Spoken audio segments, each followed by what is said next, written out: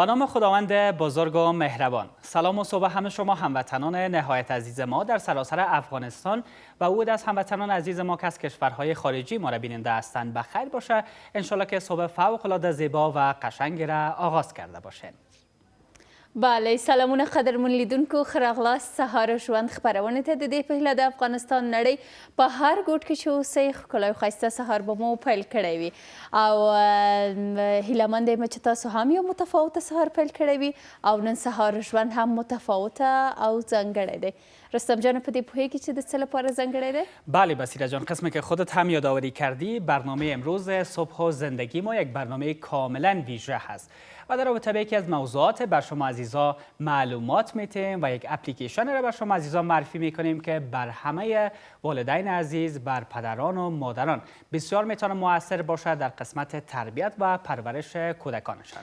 بالکل، لدینه چې مونږ تاسو ټول پوهیږو د ماشوم لویول یو ډیر غټ مسؤلیت دی او لویول یې هم دومره اسانه کار نه دی او هره کورنۍ غواړي چې ماشوم یې لکه څنګه چې غواړي هماغسې لوی شي، یو هوښیار ماشوم یي او داسې ماشوم چې ښه ذهنیت ولري. خو بعضې لارې لري، بعضې چارې لري چې ممکن ډیر کسان په دې باندې پوه نشي او د بیات خیریه بنسټ هم په افغانستان کې له ډیرو کلونو راهیسې خدمت کوي خلکو ته، د برق په برخه کې، د خلکو مالی سپورت په برخه کې، صحي سپورت په برخه کې، بیلابیلو برخو کې مرستې کړي دي چې نن یې هم یو نوی ابتکار کړی دی. دقیقاً بصیره جان، بنیاد خیریه بیات بیش از 1.5 دهه در بخش‌های مختلف در افغانستان فعالیت داشته و روی ساختن مکاتب، شفاخانه‌ها و همچنان کمک به هموطنان عزیز و نیازمند ما بیشتر تمرکز داشته و این بار هم یک خلاقیت و ابتکار کاملا جدید داشته که یک اپلیکیشن را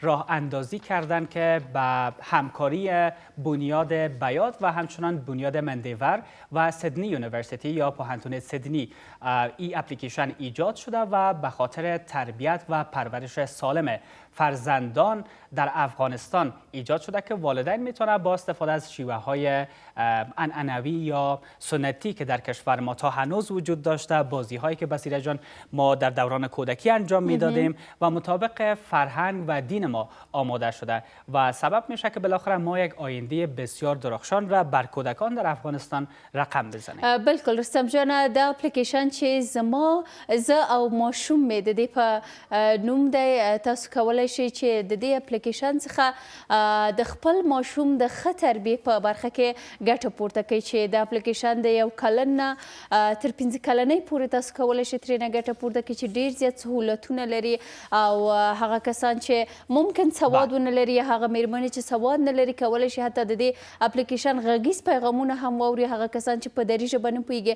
پښتو ژبه هم لري، که په پښتو نه پوهېږي دري ژبه هم لري چې په دې اپلیکیشن کې زموږ د فرهنګ په اساس باندې، زموږ د کلتور او عنعناتو په اساس باندې، لکه څنګه چې زموږ په ټولنه کې رواج دی، په هماغه اساس باندې ټول هغه موارد چې تاسو کولی شئ په سمه توګه خپل ماشوم تربیه کړئ پکې ذکر شوي دي. دقیقاً بصیره جان، نام از این اپلیکیشن من و کودکم هست و به زبان پشتو هم به نام ز او ماشوم. شما عزیزا میتونین این اپلیکیشن را دانلود بکنین و خیلی هم ساده هست به زبانهای دری و زبان پشتو که شما عزیزا میتونین دسترسی داشته باشین و خیلی راحت در هر مکان و هر زمان از این اپلیکیشن استفاده بکنین. و یکی از مزایای خوب از این اپلیکیشن بصیره جان میفهمید چی هست؟ نه خیر نمیفهمم. مزایاش خب بسیار زیاد است، تا اگر هر چقدر بگوییم هم کم است، ولی ای که کدام ویژگی خاصش خودت پیدا کردی میتونی. بله، به خاطر که پیشتر گفتم در هر مکان و هر زمان قابل استفاده است. یعنی ما میتونیم آفلاین یا آنلاین استفاده بکنیم. در مکان مثلا میشه که خانه ما باشه یا زندگی بکنیم که اونجا اینترنت درست کار نمیته، ما خیلی راحت بازم میتونیم از این اپلیکیشن استفاده بکنیم و به صورت آفلاین بتونیم که برنامه‌های خود در مطابقت با این اپلیکیشن به پیش ببریم. بله رستم جان، او تاسو کولی شئ چې د دې اپلیکیشن له لارې څخه یو منظمه برنامه د ځان لپاره ولرئ او د سهار لپاره، د غرمې لپاره، د شپې لپاره تاسو ته بیلابیلې برنامې جوړوي او تاسو کولی شئ په سر کې خپل ماشوم خپل نوم رجسټر کړئ او وروسته له هغې کولی شئ د دې اپلیکیشن په مرسته باندې د خپل ماشوم د تربیې لپاره ډېرې زیاتې ګټې پورته کړئ. دقیقاً بصیره جان، و هموطنان عزیز ما همچنان همچنان میتونن که QR کد ای اپلیکیشن را از روی مانیتور تلویزیون ما همین لحظه بگیرن و توسط موبایل های خود اسکن بکنن که خیلی راحت شما عزیزا را وصل میسازه به اپلیکیشن من و کودکم که بازی های بسیار جذاب داره، سرگرمی های بسیار خوب داره که هر کدام ما مطابق به خواسته کودک یا فرزند ما میتونیم که یک بازی را انتخاب بکنیم، همراهش بازی بکنیم و به صورت درست پرورش بدیمش. و هموطنان عزیز ما هم میتونین که همین لحظه موبایل های هوشمندتان به دست بگیرین و QR کد که همین لحظه روی اسکرین تلویزیونتان تماشا میکنین میتونین خیلی راحت اسکن بکنین و به اپلیکیشن من و کودکم وصل میشین. بالکل رستم جان، طریقه ډیره زیات اسانه ده. لیدونکو هغه کسان چې همدغه اوس مو زیرک ټلیفونونه په لاس کې دي، تاسو کولی شئ چې خپل QR کوډ روښانه کړئ. هر موبایل له ځان سره QR کوډ لري او د هغې QR کوډ په وسیله تاسو کولی شئ چې همدغه ټلویزیون ته تاسو خپل QR کوډ ونیسئ. د اپلیکیشن ستاسو موبایلونو ته ډاونلوډیږي او تاسو کولی شئ ترېنه ګټه پورته کوئ. لکه څنګه چې رستم جان هم وویلې، ضرور نه ده چې وروسته له ډاونلوډولو څخه تاسو انټرنیټ ولرئ. تاسو په آفلاین توګه هم کولی شئ له دې اپلیکیشن څخه ګټه پورته کړئ او په دې اپلیکیشن کې ډېر زیات فعالیتونه دي چې تاسو کولی شئ د هر فعالیت د لوستلو څخه، د هر فعالیت یا هم اوریدلو څخه یې ګټه پورته کړئ او خپل د ماشومانو په تربیه کې ترېنه ښه استفاده وکړئ. دقیقاً بصیره جان، و قسمی که بر بیننده عزیز چند لحظه پیش هم یادآوری کردم، طریقه اینستال کردن این اپلیکیشن بسیار زیاد ساده هست و توسط QR کد شما میتونین که اینستال بکنین. من پیشتر توسط QR کد این اپلیکیشن در موبایل خود نصب کردم و هموطنان عزیز ما هم میتونین که روی صفحه موبایلتان برین و در قسمت بالا مینو را کشف بکنین به طرف پایان یک صفحه بر شما باز میشه و مطمئنا در قسمت بالای موبایلتان QR کد یک تب مشخص داره نوشته هست. شما میتونین بالای QR کد کلیک بکنین و شما را میتونین که توسط مانیتور تلویزیون کدش را اسکن بکنین. خیلی راحت به اپلیکیشن وصل میشین و میتونین که از همین لحظه استفاده از اپلیکیشن من و کودکم را آغاز بکنین. بالکل، او دا هم یو نوی ابتکار دی رستم جان. زه مطمئنه یم چې مخکې له دې داسې یو ابتکار په افغانستان کې نه و شوی او د بیات خیریه بنسټ هم تل دا مرسته کړې ده. تل یې هدف همدغه دی چې خلکو ته سهولت ایجاد کړي، د خلکو ستونزې حل کړي او دا هم بخصوص مورګانو ته یو ډېر ښه زیری دی، یو ډېر ښه مرسته کیدلی شي چې تاسو کولی شئ د دې اپلیکیشن له لارې څخه خپلې ډېرې زیاتې ستونزې حل کړئ. البته د اپلیکیشن بېلابېلې برخې لري چې تاسو کولی شئ د خپل ماشوم سره ارتباط برقرار کړئ، په دې پوه شئ چې ستاسو کوم عادت، ستاسو کوم رفتار په ماشوم باندې مستقیم تاثیر کولی شي، څه وکړئ چې ستاسو د ماشوم هوش تیز شي، څه وکړئ تر څو ستاسو ماشوم یو لایقه ماشوم اوسي. دا ټول په دې اپلیکیشن کې راغلی دی او تاسو کولی شئ د دې اپلیکیشن د ګټې پورته کونې سره له دې ټول موارد څخه آگاه شئ. دقیقاً بصیره جان، فعلا هم یک بسته تصویری داریم به صورت گرافیکی آماده شده که این اپلیکیشن توسط کدام نهاد به همکاری کدام نهادها آماده شده و برای چه منظور استفاده میشه. تقدیم شما عزیزا. اپلیکیشن من و کودکم که رایگان است و میتونین دانلود بکنین. با همکاری بنیاد مندور، بنیاد بیات، این اپلیکیشن آماده شده. بله، اوس هم ورزو د پښتو برخه هم ګورو. بله، د زه او ماشوم اپلیکیشن چې د بیات خیریه بنسټ او مندور پانتون د حمایت لاندې څخه د اپلیکیشن جوړ شوی دی او تاسو هم کولی شئ لکه څنګه مو چې مخکې ویل په بېلابېلو توګو یې کولی شئ په خپلو موبایلونو کې ډاونلوډ کړئ، هم د اپ سټور او پلی سټور له لارې څخه هم کولی شئ. لکه مخکې مو چې ویل د QR کوډ له لارې څخه هم کولی شئ تاسو د خپلو ټلویزیونونو د مانیټورونو له لارې څخه د اپلیکیشن ډاونلوډ کړئ او ترېنه ګټه پورته کړئ. دقیقاً بصیره جان، اپلیکیشن من و کودکم کاملا رایگان است و در دسترس همه شما عزیزا که از موبایل های هوشمند استفاده میکنین که از سیستم عامل اندروید و iOS پشتیبانی میکنه. میتونین خیلی راحت این اپلیکیشن را در موبایلتان دانلود بکنین. ولی یک نکته بسیار مهم وجود داره، کسایی که از موبایل های آیفون استفاده میکنن یا سیستم عامل موبایل های هوشمندشان iOS است، اگر اپل آیدی تان را در افغانستان آماده کردین میتونین این اپلیکیشن را دانلود بکنین در موبایلتان. ولی هموطنان ما که در خارج از کشور زندگی میکنن و اپل آیدیشان مربوط به خارج از کشور هست، متاسفانه نمیتونین که به این اپلیکیشن دسترسی داشته باشین، ولی همین لحظه میتونین که از اپ استور و همچنین گوگل پلی وارد این اپلیکیشن شوین و در موبایل هایتان استفادهش را آغاز بکنین. بله، تاسو هم کولی شئ چې د اپلیکیشن په اسانۍ سره ډاونلوډ کړئ. رستم جان هم وویل که چیرې ستاسو موبایلونه آیفون یې او اپل آی ډي مو د افغانستان نه وي، البته هغه کسان چې آیفون لري او اپل آی ډي جوړه کړې پوهیږي که چیرې مو کنټري افغانستان نه وي انتخاب کړي، تاسو نشئ کولی چې د اپلیکیشن ډاونلوډ کړئ. او نور که د موبایل مو کنټري مو افغانستان ټاکلی وي، تاسو په ډېره اسانۍ سره کولی شئ چې د اپلیکیشن په خپل موبایلونو که دانلود کنید. دقیقاً بصیره جان، قسمی که تا حال در برنامه در رابطه با طریقه نصب و همچنان بعض بخشایی که اپلیکیشن جالب و دوست داشتنی داره بر هموطنان عزیز ما معلومات دادیم.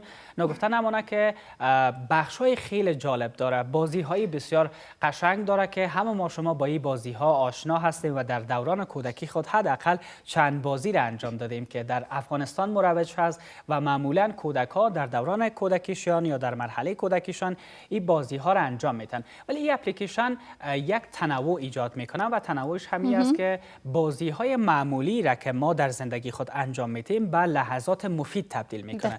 یعنی تمام اونم کارهایی که ما انجام میتیم او را به شکل برمایات میته که ما بتونیم به خاطر پرورش بهتر کودک های خود ازش استفاده بکنیم. دقیقاً. او رستم جان، د هر لوبې لپاره یو خاص تقسیم اوقات ټاکلی دی او نه یوازې دا چې په دې اپلیکیشن کې لوبې دي د ماشومانو لپاره، فعالیتونه دي د ماشومان لپاره، سرګرمیان دي د ماشومان لپاره، ښوونیز فعالیتونه دي د ماشومان لپاره چې میندې کولی شي د دې اپلیکیشن د اورېدلو یا هم د لوستلو له لارې څخه د ټول معلومات په خپلو ماشومانو باندې تطبیق کړي.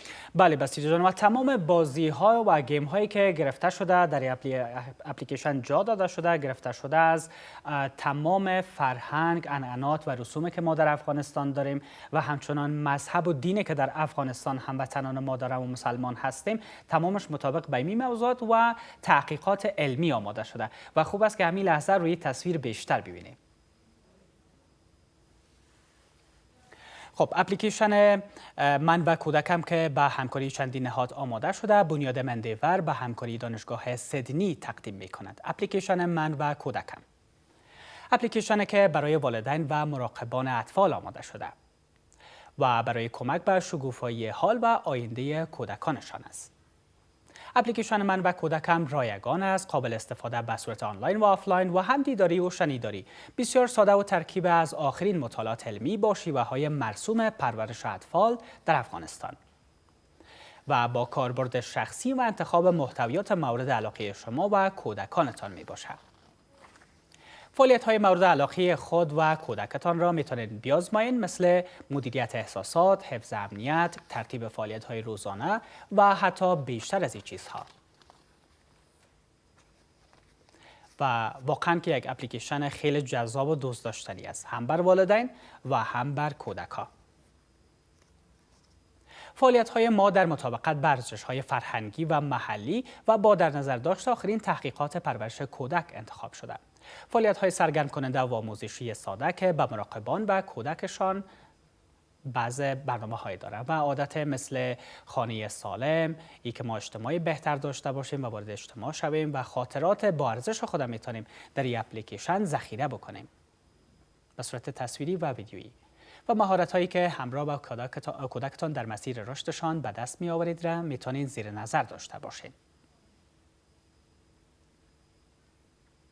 اپلیکیشن من و کودکم برای آینده ما و والدین و مراقبان است که برای کودکانشان بیشتر تفکر میکنند.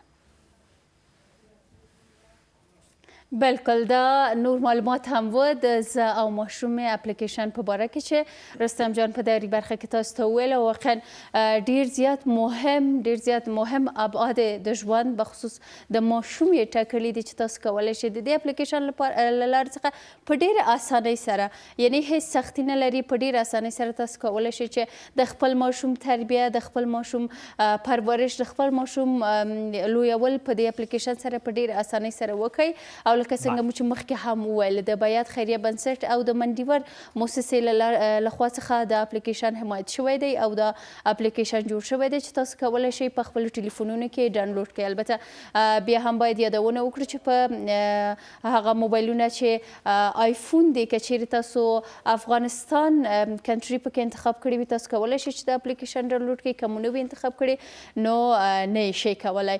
او ترڅنګ لکه څنګه مو چې مخکې هم وویلې په دې اپلیکیشن کې ستاسو لپاره نه یوازې دا چې د ماشوم لپاره لوبې دي بلکې د ماشوم لپاره علمي برخه ده، ښوونیزه برخه ده، داسې برخې دي چې کولی شي د ماشوم فعالیت، د ماشوم د ذهن IQ، د ماشوم هغه کوم ذهنیت چې لري هغه ډیر زیاد پورته کړي او تاسو هم وکولی شئ چې خپل ماشوم په سمه توګه تربیه کړئ. دقیقاً بصیره جان، و یکی از ویژگی‌های بسیار خوبه که اپلیکیشن داره این است که هم به صورت دیداری و هم به صورت شنیداری میتونیم از این اپلیکیشن استفاده بکنیم. یعنی هم میتونیم صدایش رو بشنویم و هم میتونیم تصویرش رو ببینیم و یک سهولت بسیار مثبت ایجاد کرده به عود از هموطنان ما و والدین عزیزی که توانایی خواندن و نوشتن را ندارن، میتونن خیلی راحت با پلی کردن صدای این اپلیکیشن محتویاتی که دوست دارن بشنون و کودکشان مورد آموزش و پرورش قرار بدن و به صورت آنلاین و آفلاین شما عزیزان میتونین از این اپلیکیشن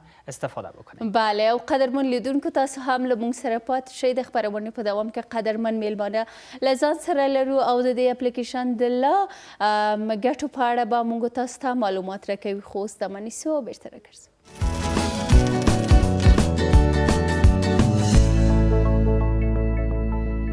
بیا هم ښه راغلاست قدرمن لیدونکو د سهار ژوند خپرونې دوام ته. هیله مند یم چې د خپرونې لیدونکو اوسېدلي اوسئ او تاسو ولیدل چې د زه او ماشوم اپلیکیشن په اړه موږ تاسو ته معلومات درکړل چې تاسو هم که چیرې غواړئ چې په خپلو موبایلونو کې QR کوډ د QR کوډ له لارې څخه د اپلیکیشن ډاونلوډ کړئ نو تاسو ته به ووایي چې څنګه کولی شئ په خپلو موبایلونو کې د QR کوډ له لارې څخه په ډېره اسانۍ سره خپل موبایل کې د اپلیکیشن ډاونلوډ کړئ.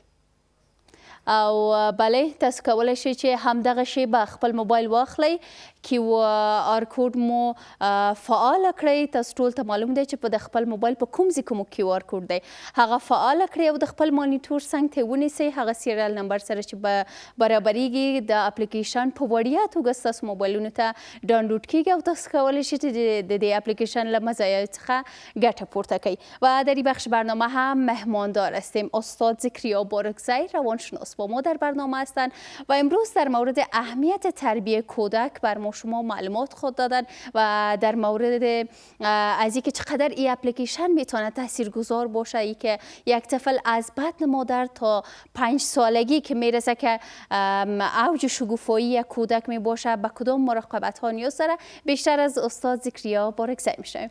استاد خوش آمدین، صبح شما بخیر. ممنون، لطف کردین. صبح شما هم بخیر. تشکر، زنده باشین. استاد یک کلمه بسیار عام و قدیمی هم ما داریم که میگن بزرگ کردن یک طفل از آبادی یک شهر هم سخت‌تر است.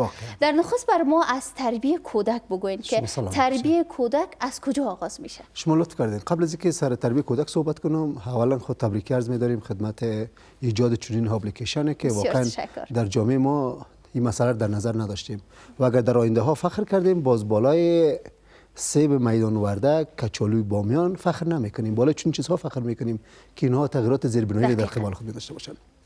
دوم، ایجاد یک اپلیکیشن خواب یک شبه نیست که شب کسی خواب دید تا یک اپلیکیشن را ایجاد کرد. این از یک مفهوم ذهنی شکل میگیره.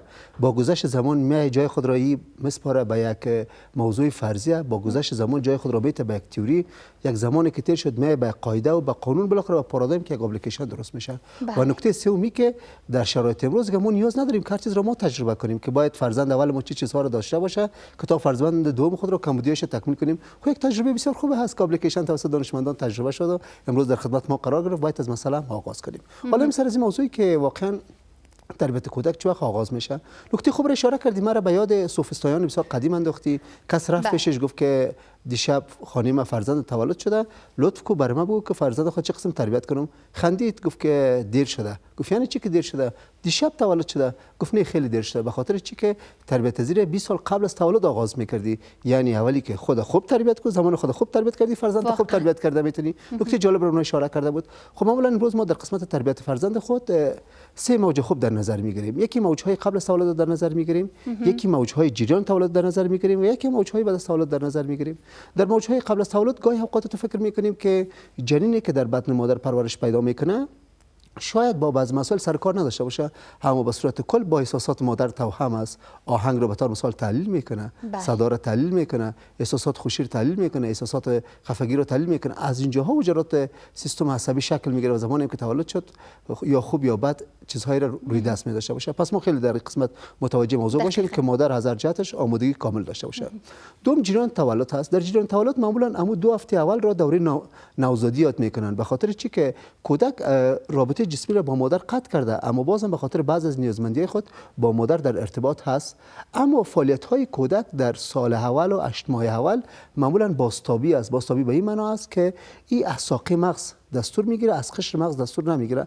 ما اگر نگاه کنیم بعض از کودکانی هستن که به طور مثال اگر لباس رو در تنشان کنیم دست و پای خود رو به یک جایی همیشه تکان میتن. خب خاصیت یک کودک است. پس ما سعی کنیم بعضی چیزها در اینجاها فطری برای کودک است، مثل از اینکه به یک شی نگاه میکنه، در قدم دوم بعد از نگاه عمله میکنه، در قدم سوم میگیره، در قدم چهارم به دهان خود میکنه، در قدم پنجم از تجربه میکنه که چی است تو چی نیست. این اپلیکیشن خوبی که داشت تا جایی که ما مطالعه کردیم، اما پروسه را در بر داره، قبل از تولد، بعد از تولد، جریان تولد، هم موارد را ما اینجاها خیلی باید از متوجه از این مسئله باشیم که امو 8 ماه اول از زندگی کودک برای ما خیلی مهمتر است. یعنی به این معنا که ما برای کودکان مجال ندیم که هر چیز را با گریه خود بگیره. ما باید با نگاه ها بفهمیم خود را خیست کرده، با نگاه ها بفهمیم گرسنه هست، با نگاه ها بفهمیم احساس درد داره. چون خوشبختانه که بعضی صداهایی که کودک ایجاد میکنه توسط گریه خود، هر صداش نشان دهنده یک راز هست. یک صداش برای گرسنگیش است، یک صدا برای رفع مواد مدفوع هست، یک صدا برای دردهای وجودش هست. اینا بر آگاهی میده. نکته دوم سر دوره خود کودکی که مثلا کودکی از اینجاها شروع میشه خیلی مهمتر هست.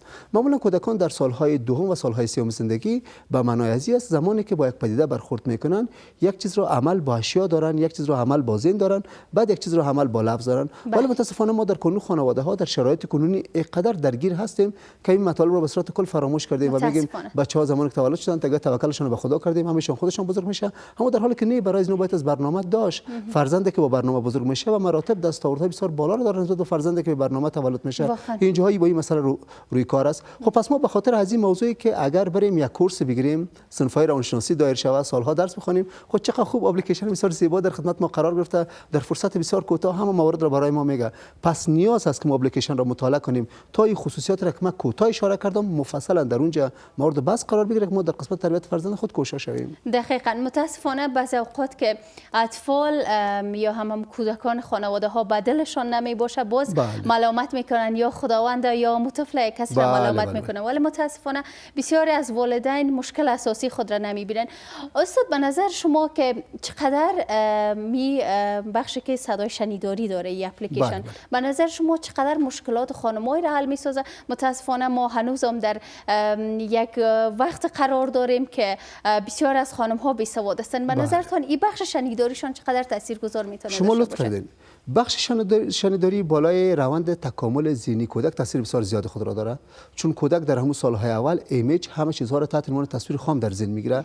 اما 70% 75% فعالیت از این حس بصیرت تشکیل میده که با چشم ببینه، با گوش بشنوه، موارد را در ذهن خود جاگزین کنه. وقتی که دوی حس خیلی مهمتر هست، خب اپلیکیشن یک زمینه بسیار خوب را برای شما مساعد کرده که هم مادرها را خیلی کمک کنه و هم فرزندان را کمک کنه. ناگفته نباید گذاشت که در شرایط امروزی ما با یک تعداد کودکان روبرو هستیم که اوتیسم دارن. قبلا ما کودکان که اوتیسم داشتن نمیشناختیم، اما امروز مردم مراجعه میکنه که کودک ما مدت 5 سال است که هنوز سر زبان آمده، کودک ما در 4 سالگی شوخیایی را انجام میده که طاقت فرسا هست و کارهای دست میزنه که اصلا متوجه نیستم. خب معلوم دار است که مسئله اوتیسم است. این اوتیسم یا ناشی از ژنتیکشون است یا ناشی از دوران کودکی است که تازه به دنیا آمده. ما معمولا کارتونی ها و یا ویدیوهایی را دانلود کردیم که از لحاظ گرایش های زبانی با این تفاوت داشته، از لحاظ گرایش های فرهنگی با این تفاوت داشته، از لحاظ گرایش های جغرافیایی با این تفاوت داشته. و خوشبختانه اپلیکیشنی که تازه درست شده اینی موارد به صورت کل در نظر گرفته. اگر ما برای کودکان خود در نظر بگیریم، یک مادر کمک میکنه از لحاظ حس شنوایی که کودک خوبتر تربیت شود و از طرف دوم از می اوتیسم جلوگیری میکنه تا فرزند ما رو به سمت سوی اوتیسم سوق نده. بله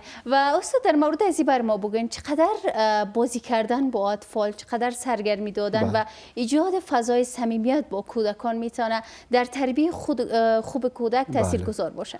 کودک معمولا در نیازمندی خود سه نیازش خیلی مهمتر است. یکی نیازهای فیزیولوژیش است، او را ما میرسیم برش بدون چون چرا ناگزیر است به فرزند خود برسیم. یکی نیازهای احساس امنیتش است، خب با ما هم گاهی رسیدگی میکنیم.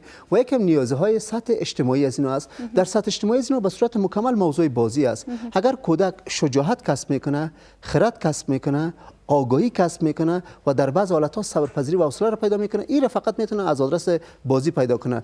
با در نظر داشتن مسائلی کسب نمیشه. پس ما معمولا در قسمت سالهای اول و دوم سوم زمینی بازی را بیشتر ترجیح میدیم. این کودکان باید با بازی همه چیزها را یاد بگیره، ولی در قسمت بازی از اینا نیاز است که یک یار باشه، به طور مثال یک وسایل باشه، یک موارد دیگه باشه. خوشبختانه اپلیکیشنی که ایجاد شده میتونه هم از اینا رو پوشش بده، هم تحت عنوان یک یار برشون پوشش بده، هم تحت عنوان یک فضا پوشش بده و هم تحت عنوان یک شی پوشش بده. ولی نگفته نباید گذاشت که اگر کودک از بازی‌ها به دور شه عواقبش باز نسبتا خطرناک است. چه قسم خطرناک است؟ خو یک چیز تعداد چیزها سرکوب میشه. وقتی که سرکوب شد باز در بزرگی همین کمبودی در خود احساس میکنه. شما دیدین بعض از کسا با وجودی که بزرگ است ولی دست به فعالیت‌های کودکانه میزنه. خب دلیلش است که در دوران کودکی چنین چیز را انجام نداده. پس ما هم موارد را از آدرس بازی برای کودکان خوبتر پیدا کرده می‌کنیم. دقیقاً و خوشبختانه که تمام موارد علمی و فرهنگی در این اپلیکیشن جابجا شده و شما هم میتونن که استفاده بکنن ازش. استاد ذکریا بارگزی هم موارد بسیار زیاد خوب را در مورد از این اپلیکیشن یادآوری کرد و استاد یکی از فعالیت های دیگه است که در این اپلیکیشن یادآوری شده که وقتی که پدر یا مادر همراه کودک خود بیرون میره، به خصوص پدر که همراه بچه میره یا دختر همراه مادر، چگونه برخورد کنه. به نظرتون این موضوع چقدر مهم بوده میتونه که در این اپلیکیشن هم یادآوری شده؟ این قسمت اپلیکیشن یک در هر قسمتش مهارت‌های خاص به کار رفته، ولی در این قسمتش یک مهارت بسیار ویژه در کار رفته. این معمولا دانشمندانی که امروز برشان افتخار میشه و واقعا هر چیزی که ما در روی زمین داریم مدیون اونا هست که اونا زحمت‌های زیاد را خود را کشیدن. بعد از سال سوم زندگی دخترها تمام خواسته‌های خود را نسبت به مادر سرکوب میکنن ولی گرایش بیشتر بر پدر نشان میدن. ولی پسرها برعکس مسئله تمام خواسته‌های خود را نسبت به پدر سرکوب میکنن، گرایش زیاد به مادر نشان میدن. ولی در این اپلیکیشن اتون نشان داده شده که اگر ما در مقابل دختر 3 ساله خود پدر افراطی رفتار میکنه، در آینده ها عقده ها ایجاد میشه. ولی اگر یک مادر در مقابل فرزند 3 ساله خود که پسر است عقده‌ای رفتار میکنه، مشکلات ایجاد میشه. به نمونه بسیار ساده، دختر 3 ساله دوزاره به سرزانوی بابا بشینه، در سینه بابا دستکاری کنه، ولی از لحاظ کاراکتر روانی درست نیست. اپلیکیشنتون نمایان میسازه، میگه شما با کودک 3 ساله روبرو هستین، فرض کنید که شما با کودک با یک جوان 18 ساله روبرو هستین. این قسم عریمه در نظر بگیرید، یعنی به این معنا احساس مسئولیت کنین. در حمام اگر میرین برای پدر نیاز نیست که دختر خودش شستشو بده، مادر باید اسی کار کنه. و اگر مادر فرزند خود رو در حمام شستشو میده، باید لباسش در وجودش بهره‌نه نباشه، لباس از جان خودش باشه تا کودک دچار یک سوی جنسیتی نشه که بگه بدن ما با بدن مادر چه تفاوت داره. واقعا یک ظرافت بسیار خاص در اپلیکیشن در قسمت در کار رفته که ما اگر عمیق شویم خیلی چیزها رو پیدا کرده میتونیم. و استاد در مورد از این بر ما بگوین، زمانی که یک پدر یا مادر به بیرون از خانه میره یا به قدم زدن یا به چکر زدن یا به بازار، چگونه برخورد داشته باشه با شما لطف کردین؟ زمانی که پدر یا مادر بیرون میره با فرزند خود، یکی از ویژگی‌های فرزند کودک نمی هست که بیشتر سوال میکنه. علت سوال کردنش همین است که ذخیره لغات خود بیشتر تر میسازه. ولی اگر در اینجاها پدر یا مادر حوصله ندارن و مصروف کار خود هستن و برشان جواب نمیتن، خب اینا ناامیدی احساس میشه. زمان ناامیدی احساس شد دیگه جرأت کردن نمیتونن سوال کنن. وقتی که سوال نکردن معلومات افقی، ذخیره های ذهنی کمتر میشه. وقتی ذخیره های ذهنی کمتر شد، زمینه سازگاری و تجربه در زندگی خیلی کمتر میشه. پس ما در اینجا برخورد ما بگونی هست. زمانی که با کودک خود بیرون رفتیم دیگه همه توجه ما فقط کودک ما است که ما از طریق از این مسئله چه قسم موضوع رو برشان بدیم. حوصله مندی رو باید در کار بریم و سوالاتشون باید جواب بدیم و معلومات مطابق میل ذهنی خودشان ایجاد کنیم. بسیار تشکر استاد از اینکه تشریف آوردین، واقعا معلومات بسیار خوب را با ما شریک ساختن. در اخیر پیامتان به عنوان عظیمی داشته باشیم که به نظر شما این اپلیکیشن در اصلاح سازی جامعه ما چقدر تاثیرگذار میتونه داشته باشه؟ شما لطف کردین. در عصری که زندگی میکنیم قابل نقد است. احتمال داره اپلیکیشن در آینده ها یک نقد در قبال خود داشته باشه، چون هر روز که انسان ها با جهان بیشتر در ارتباط میشه، نقدشان بیشترتر میشه. خب پس ما برای آینده که فرزند خود را امو 4 عنصر را در خود داشته باشه، هم تواناییش بیشتر شوه، هم تجربهش بیشتر شوه، هم جرأتش بیشتر شوه، هم صبرپذیریش بیشتر شوه، اپلیکیشن یک بسیار مناسب است که به وجود میاد. بله بسیار تشکر استاد که تشریف آوردین. سلامت باشین روستان خوش. ممنون شما. او قدرمن لیدونکو د استاد ذکریا باریکزي خبره هم تاسو واوریدل د دې اپلیکیشن د فواید په اړه چې تاسو هم کولای شئ په خپل ټلیفونونو کې ډاونلوډ کړئ. د خبرونو په دوام کې لمونږ سره پات شئ. محمد حسن غیاسی د معین پالیسی و پلان وزارت صحت عامه با ما در برنامه می باشند و در مورد مزایای بیشتر این اپلیکیشن بر ما شما معلومات خواهد دادند و آقای غیاسی این اپلیکیشن افتتاح هم خواهد کردن. با ما باشین بعد از وقفه بسیار کوتاه.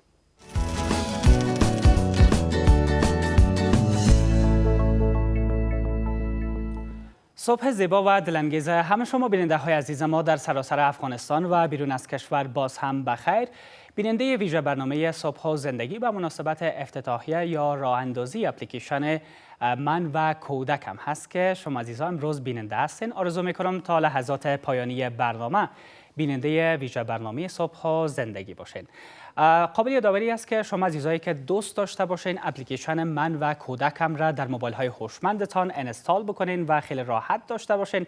میتونین همین لحظه از طریق QR کد برنامه و همین اپلیکیشن خیلی راحت اپلیکیشن من و کودکم را انستال بکنین.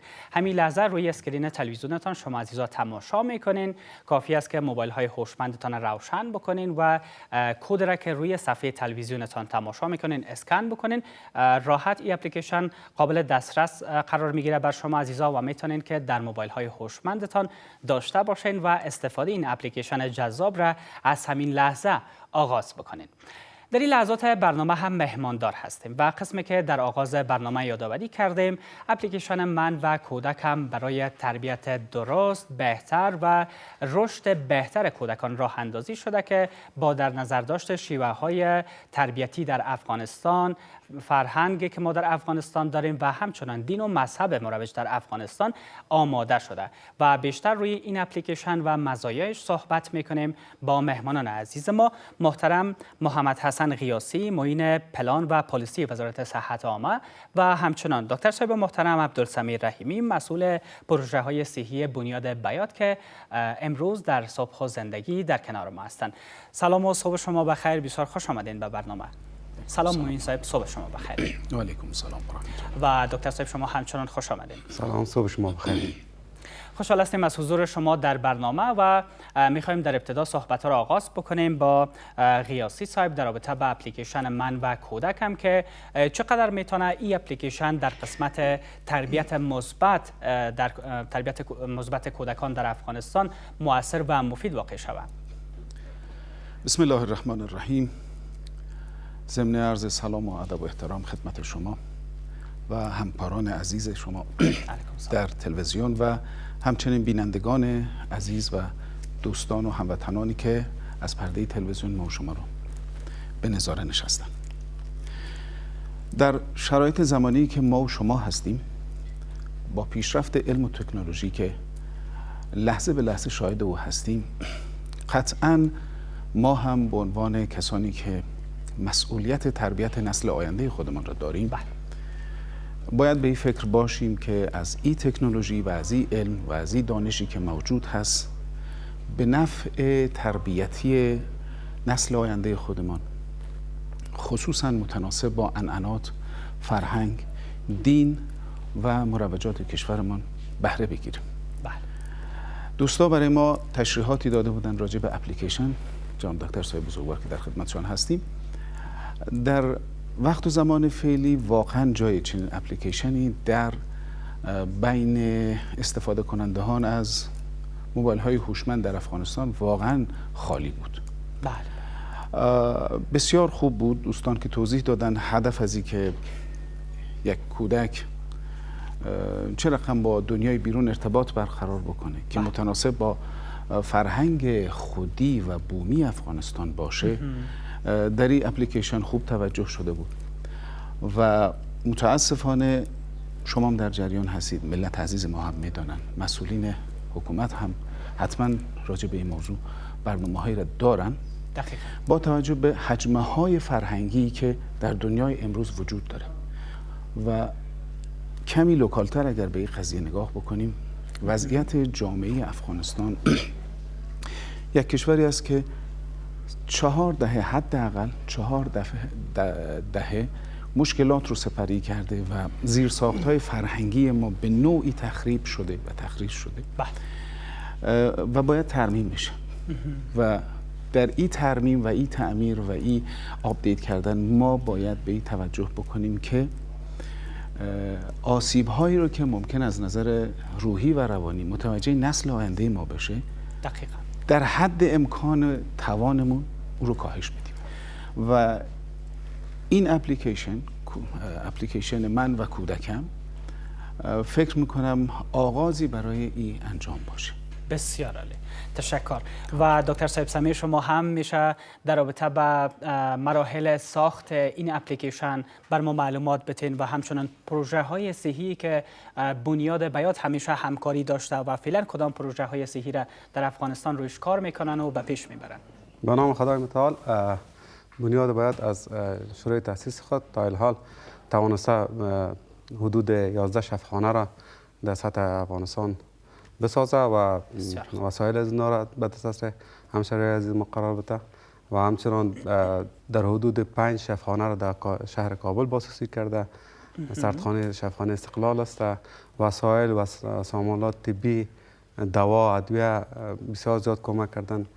در ضمن ما یک پروژه ناشنوان داشتیم، در حدود 11,000 مریض ناشنوا را ما تونستیم کمک کنیم و همچنان مواد سوء تغذیه یکی از نیاز مبرم در کشور است که ما در حدود میلیون‌ها خوراک مواد غذایی را به اطفال هم کمک کردیم. بسیار خوب.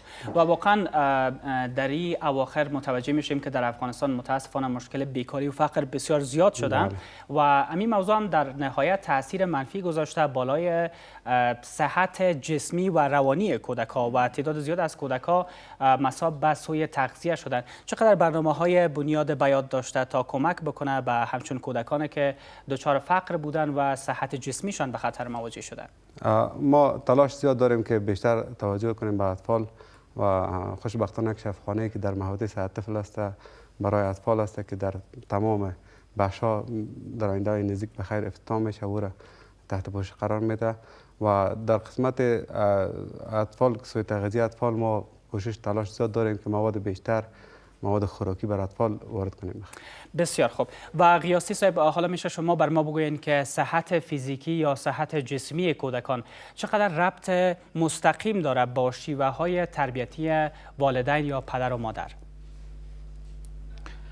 خب طبعا بدون ارتباط نیست.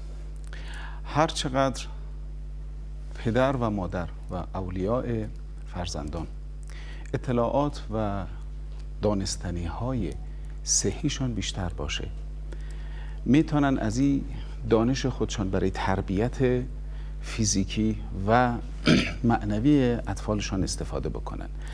اگر که متوجه باشن چه چیزهایی سبب سوء تغذیه و سوء تغذیه در میان اطفالشان میشه، قطعا سعی میکنن او رو برطرف بکنن. و اگر اطلاعات صحیح عزیزان ما در حدی باشه که متناسب با روز باشه، متاسفانه فعلا خیلی از همشهری‌های ما و هموطنان ما در قرى و قصبات از این اطلاعات صحی و از این امکانات صحی بهره مند نیستن. مستقیما میتونه روی پرورش فیزیکی، پرورش ذهنی و جسمی اطفال ما تاثیر داشته باشه. بسیار خوب. و بدون شک زمانی که تغذیه کودک‌ها درست نباشه، اگر ما غذاهای متنوع هم برش بتیم، به خصوص والدینی که کودکانشون بیشتر بازارخور آماده ساختن یا از پفک برشان میتن، بسکیت برشان میتن یا جوس همیشه از بازار خریداری میکنن، بالاخره کودکشون میبینن که با پوکی استخوان مواجه شده یا رشدشان به تاخیر افتاده، یا هم والدینی که از غذاهای سالمی که در دسترس دارن استفاده نمیکنن و همیشه ترجیح میتن از غذاهای بازاری بر کودکانشان استفاده بکنن که خودش مستقیما سبب میشه تا جسم کودکایشان ضعیفتر شود و خوشبختانه یک جزء بسیار مهم این اپلیکیشن را هم تغذیه سالم یا صحت سالم فیزیکی کودک‌ها تشکیل میده و به نظر شما چقدر مهم است که والدین عزیز از این اپلیکیشن استفاده بکنن و معلوماتشان در رابطه با تغذیه سالم کودک‌ها بیشتر بسازن؟ ببینید، یک سوء تفاهم بین مردم ما هست. وقتی میگیم سوء تغذیه یا سوء تغذیه، این ذهنیت ایجاد میشه که اطفال غذای درست نمیخورن یا کم غذا میخورن. مهم سوء تغذیه این نیست که غذا نمیخوره، مهم اینه که غذای درست نمیخوره، غذای صحیح نمیخوره، غذایی که بتونه تمام نیازمندی‌های دوران رشد این کودک رو برآورده بکنه.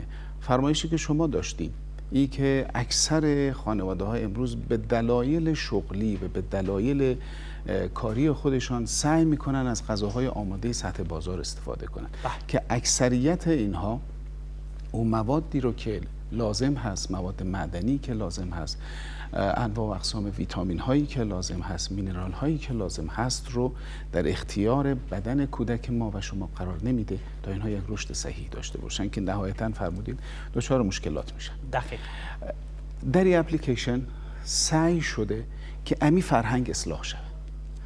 ما به خیلی از پدر و مادرها میگیم فرزند شما دچار سوء تغذیه شده، میگه که دکتر صاحب هر چیزی که خواسته من برش خریدم، از بیرون هر چیزی خواسته برش خریدم، پیتزا برش خریدم، مچم غذاهای خوردنی دیگه برش خریدم، ولی خب ما برش میگیم که او چیزی که شما براش میخرین نیاز فعلی بدن کودک شما نیست. پس بعد اطلاعاتتون رو تقویت بکنید که این اپلیکیشن میتونه در این زمینه یک ممید و یک کمک بسیار خوبی باشه. دقیقاً. این اپلیکیشن چقدر میتونه کمک کننده باشد در قسمت همکاری با وزارت صحت عامه و برنامه‌های مشخصی که وزارت صحت عامه کشور به خاطر بهبود صحت جسمی و روانی کودک‌ها در افغانستان در نظر دارند؟ ما دیپارتمان های مختلفی در وزارت صحت عامه امارات اسلامی افغانستان داریم که کار اونها و فعالیت و اکشن اونها این هست که اطلاع رسانی بکنن خانواده ها رو، جامعه رو و مخاطبین رو. روی این موضوعات ما کار میکنیم، اطلاعات میدیم از طریق کلیپ های تلویزیونی، ویدیوها و مجله ها و روزنامه ها و حتی بروشورها و پمفلت ها. سعی میکنیم در مراکز صحی خودمون اطلاعات رو در اختیار مردم قرار بدیم. وجود چنین اپلیکیشنی و اپلیکیشن های نظیر ای که از این به بعد انشالله امیدوار هستیم بیشتر ما شاهد استفاده در بین مردممون باشیم، میتونه ممد یه حرکت اصلاحی وزارت صحت عامه قرار بگیره. و هم وزارت صحت عامه کار خودش رو انجام میده و همین دوستان و عزیزان در این قسمت میتونن در درون خانواده ها این رسالت عظیم آموزشی رو به عهده بگیرن. بسیار خوب. و قیاسی صاحب، در کنار از اینکه شما وظایف رسمی دارین و وظایف رسمیتان را به پیش میبرین، یک پدر بسیار خوب مطمئناً که هستین، میشه بر ما بیشتر معلومات بتین که رابطه شما با کودکانتان به خصوص در مرحله کودکی کودکانتان چگونه بوده؟ کدام بازی ها را بیشتر به خاطر رشد کودکانتان همراهشان یکجا انجام میدادین؟ خواهش میکنم. به هر حال وظیفه یک پدر و یک مادر این هست که بتونه علاوه بر ارتباط خونی و نسبی که با اولاد خودش داره، ارتباط روحی هم با اولادش داشته باشه. دقیقاً. قطعا ما هم از این قاعده امیدوار هستم که مستثنا نباشم و همونطور که شما گفتین وظیفه پدری خودم بتونم درست ادا بکنم، وظیفه‌ای که الهی هست به دوش هر پدر و مادری گذاشته شده. طبعا خب بازی هایی که معمولا پدرها و مادرها با اولادهاشان دارن برای سرگرم کردن اونها، برای جلوگیری کردن از خرابکاری کودکان، همراهشان فوتبال میکنیم، همراهشان بازی های دوش میکنیم، همراهشان بازی های فکری داریم. معمولا یک سری سامانالات بازی برای عمو که کوچکتر هست به نام ابوالفضل براشان تهیه کردیم که اکثر اوقات مصروف امو بازی ها هستیم. بسیار عالی. موضوعات که شما یادآوری کردین تمام این برنامه ها و بازی ها در اپلیکیشن من و کودک هم خوشبختانه گنجانیده شده. از بازی های تخیلی هم یادآوری کردین، از فوتبال هم یادآوری کردین و در کنار از این موضوع هم بازی چشم پتکان که در افغانستان هم بسیار زیاد شهرت داره و هر کودک و هر کدام ما شما در مرحله کودکی خود حتما حداقل چند بار بازی کردیم. تمام این بازی های دزداشتنی به خاطر رشد بهتر کودک ها به شیوه مفیدتر در این اپلیکیشن گنجانیده شده که شما عزیزان میتونین همین لحظه اپلیکیشن را در موبایلتان دانلود بکنین و معلوماتتان در این راستا بیشتر بسازین. و دکتر صاحب سمی شما هم میشه بر ما بگوین که برنامه ها و پلان های بعدی بنیاد بیات بخصوص در بخش صحت در افغانستان چی ها هستند؟ برنامه بعدی انشالله همین اپلیکیشن هم هست که انشالله که وزارت صحت ما رابطه بسیار نزدیک داره. میخوایم که ویدیوهای و معلومات‌های که اینا و درصد ما قرار بده بخیر این اپلیکیشن بگذاریم و در ضمن میخوایم که شفاخانه‌ای که ما قرار است بخیر به زودترین فرصت افتتاح نماییم بتانیم وسایل بسیار مدرن پیشرفته که به او شفاخانه بخیر بیاریم و در قسمت سوی تغذیه که باز میخوایم کارهای بیشتر بکنیم که لااقل همین اطفالی که معروض به سوی تغذیه هستن بتونه از این نجات بیافته و وسایل طبی بیشتر ما قرار است بخیر وارد کشور شود که در کابل و ولایت بخیر به شفاخانه برسن. بسیار خوب. و قیاسی صاحب میشه بر ما بگوین که مطالعات علمی و تحقیقاتی که صورت گرفته به خاطر تربیت و رشد بهتر کودک ها و تمام این موارد در اپلیکیشن من و کودک انجام داده شده چقدر میتونه آینده کودکان را در افغانستان بهتر بسازه و چقدر شما آینده روشن را بر کودک ها در افغانستان میبینین؟ انشاءالله آینده اطفال ما که آینده سازان کشور عزیز ما هستند روز به روز درخشانتر شوند. گرچه مشکلات بوده و نابسامانی ها در وطن ما شما زیاد بوده، امیدوار هستیم که به لطف خداوند شرایطی ایجاد بشه در کشور ما که بتانیم با هم دیگر پذیری و با اتحاد کامل شانه به شانه هم به فکر آبادانی کشور و به فکر تربیت نسل آینده خودمان باشیم. از اونجایی که ما در ابتدای راه هستیم، به وجود آمدن و ظهور کردن اپلیکیشن های تربیتی این چنینی در ابتدای راه هستیم. قطعا مؤثر هست با توجه به وضعیتی که خب اکثرا خانواده ها سعی میکنن با فرهنگ شهرنشینی که هست فرزندانشون رو از کوچه و بازار کنترل کنن و در داخل خانه اونها رو نگه دارن و تربیت بکنن.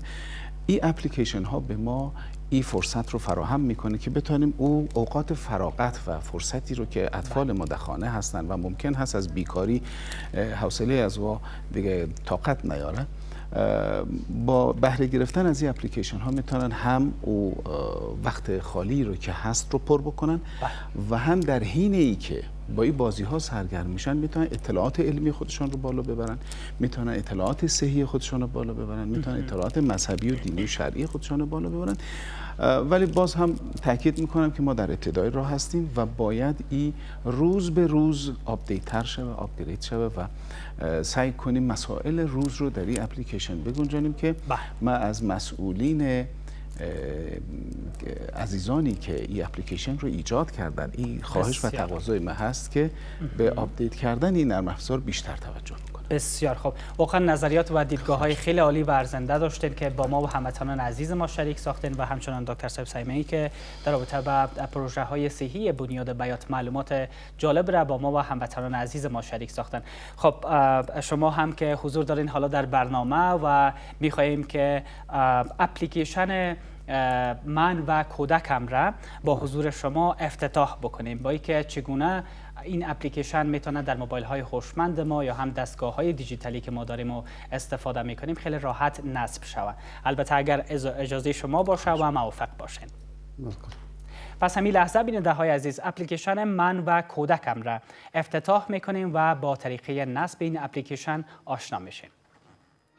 برای نصب برنامه من و کودکم در موبایل های هوشمندتان به گوگل پلی و یا اپ استور رفته درایو وای 5 را جستجو کرده و آن را دانلود و نصب کنید. بعد از نصب موفقانه در موبایل های سیستم اندروید و iOS شما می توانید بدون اتصال به اینترنت نیز از این اپلیکیشن استفاده کنید.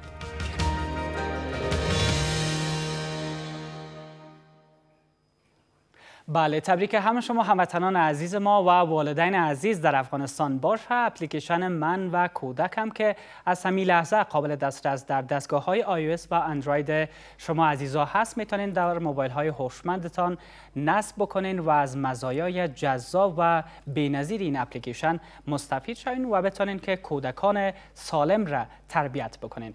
و در آخر یک دنیا تشکر میکنم از حضور شما معین صاحب محترم در برنامه صبح و زندگی، از اینکه دعوت ما را پذیرفتین و معلومات جالب را با ما و هموطنان عزیز ما شریک کردین. خواهش می‌کنم. من هم به نوبه خودم از شما تشکر میکنم، از تمام دستاندرکاران تلویزیون آریانا تشکر میکنم و خصوصا از دوستانی که زحمت کشیدن و به فکر نسل آینده بودن و این اپلیکیشن رو ایجاد کرد. سلامت باشین و دکتر صاحب سمی از شما هم یک دنیا تشکر از اینکه دعوت ما را پذیرفتین. تشکر از شما. سلامت باشین. از شما هم قلباً سپاس هموطنان عزیز که تا این لحظه در کنار ما هستین. حفیظ جان امیری گزارشگر خوب برنامه ما همین لحظه به منطقه شهر نو شهر کابل رفته و میخواهد که نظریات هموطنان عزیز ما را در رابطه با اپلیکیشن من و کودکم داشته باشه و فراموش نکنید که تا لحظات بعد هم مهمان بعدی با ما خواهد بودن دکتر صاحب محترم نجم السما شفاجو که متخصص امراض نسایی و ولادی هستند و در رابطه با ارتباط این اپلیکیشن با مادران حامله یا باردار صحبت میکنن که چقدر به خاطر به دنیا آوردن یک کودک سالم میتونه برشان کمک کننده باشه. حالا شما و حفیظ جان.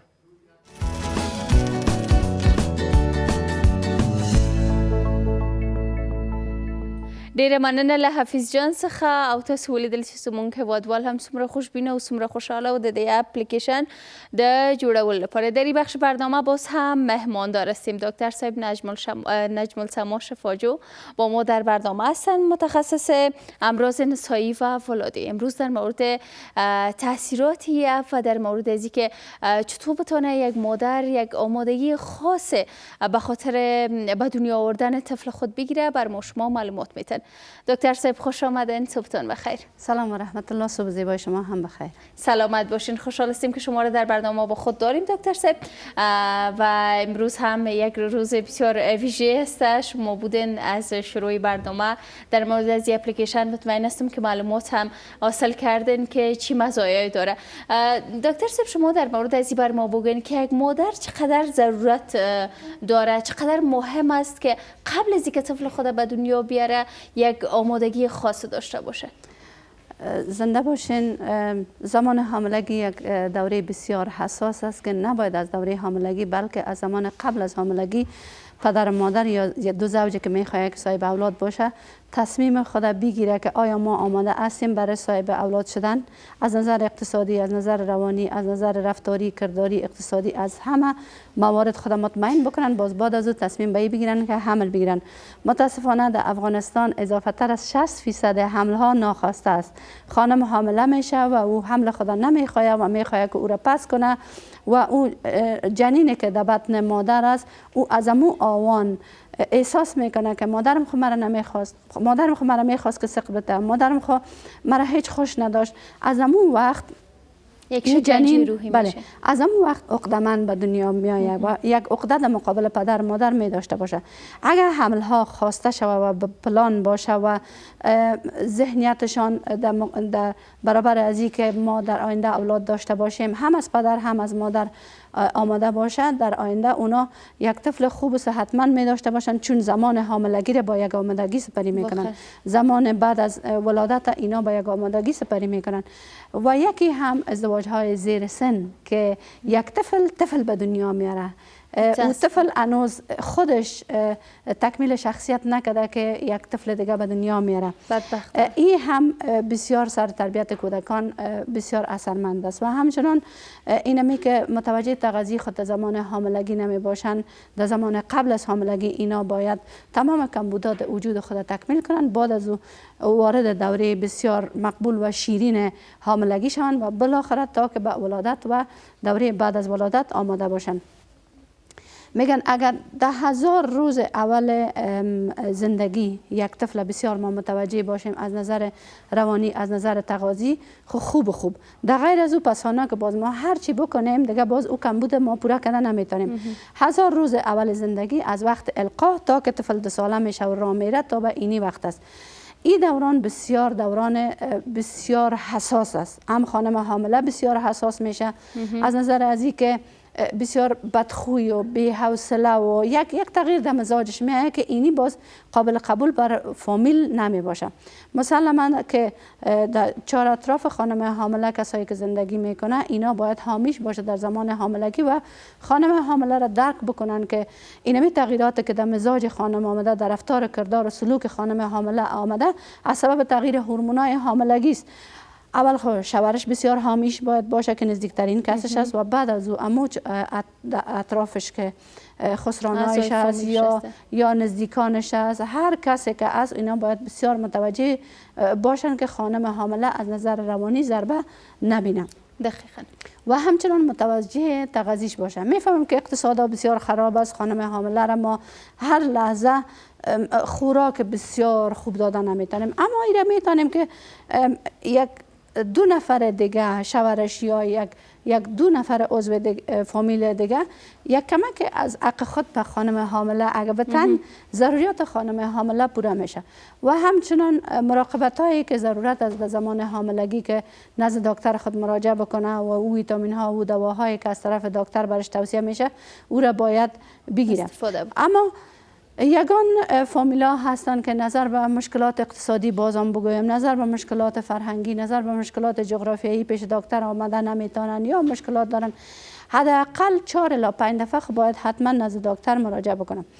و همچنان بالای خانم حامله این فشار نبیارن که تو اگه فرزند دختر داشته باشی باز ما سرت دیگه زن میگیریم، یا اگه فرزند دختر داشته باشی تو مجبور هستی که دیگه هم اولاد آورده بتانی. زیادتر کثرت ولادت ها از سبب اینمی گپا هست. متاسفانه می فرهنگ ها و رسم و رواج های بسیار ناپسند است که در جامعه ما هستند.